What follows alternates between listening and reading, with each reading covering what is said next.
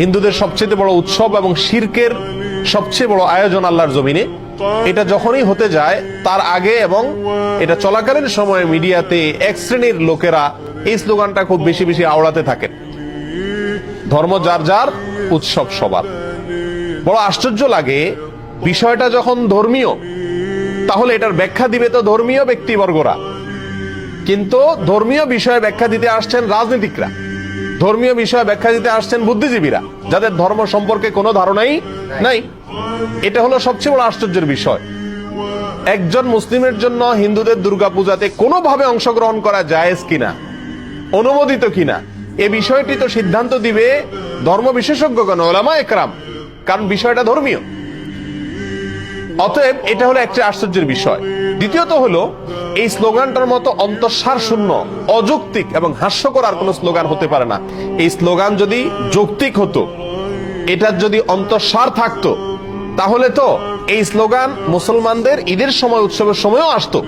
বলা হতো, হিন্দুদেরকে আহ্বান করা হতো, তোমরাও আসো, দোনো ঈদে অংশগ্রহণ করো।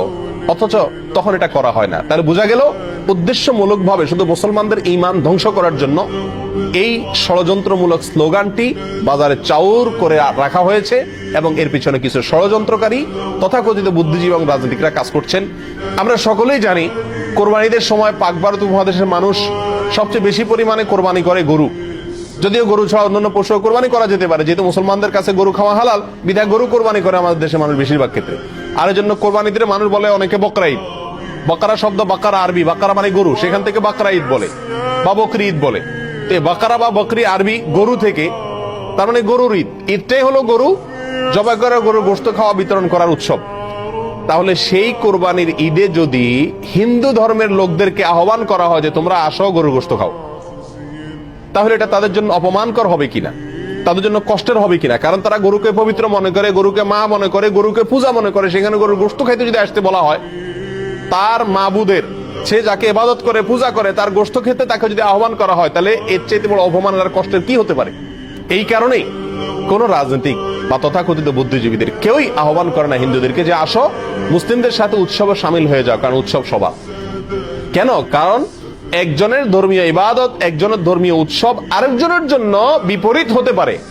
একজন মুসলিম, নগণ্য থেকে নগণ্য, সাধারণ থেকে সাধারণ মুসলিমও জানেন যে ইন্না শিরকা লাযুলমুন আযীম, নিঃসন্দেহে শিরক, নিশ্চয়ই শিরক, এটা সবচেয়ে বড় অপরাধ।